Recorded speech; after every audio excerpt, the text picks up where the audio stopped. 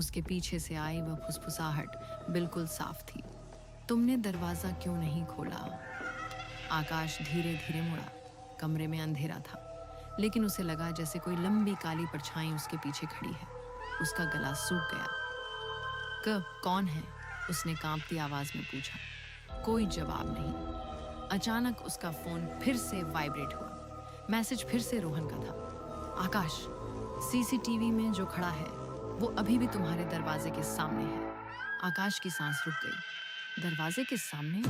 लेकिन अभी तो किसी ने उसके पीछे बात की थी। उसने हिम्मत करके पीछे देखा। कमरा बिल्कुल खाली था। सिर्फ खिड़की का पर्दा धीरे धीरे हिल रहा था।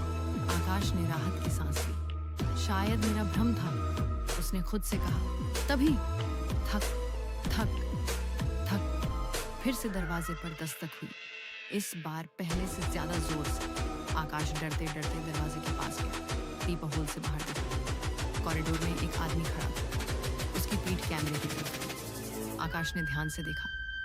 वह बिल्कुल रोहन जैसा दिख रहा था। आकाश ने तुरंत फोन उठाया और रोहन को कॉल किया। कॉल तुरंत उठ गई। रोहन, तू मेरे दरवाजे के बाहर खड़ा है क्या? फोन की दूसरी तरफ से रोहन की घबराई हुई आवाज आई। नहीं, मैं अभी भी हॉस्टल के बाहर हूँ। आकाश के हाथ से फोन लगभग गिर गया, क्योंकि उसी समय दरवाजे के बाहर खड़ा हुआ आदमी धीरे धीरे अपना सिर घुमाने लगा। लेकिन उसका चेहरा इंसान जैसा नहीं था। वह बिल्कुल खाली था।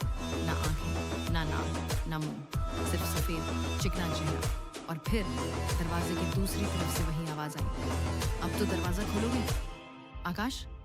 और उसी समय आकाश के फोन पर रोहन का नया मैसेज आया।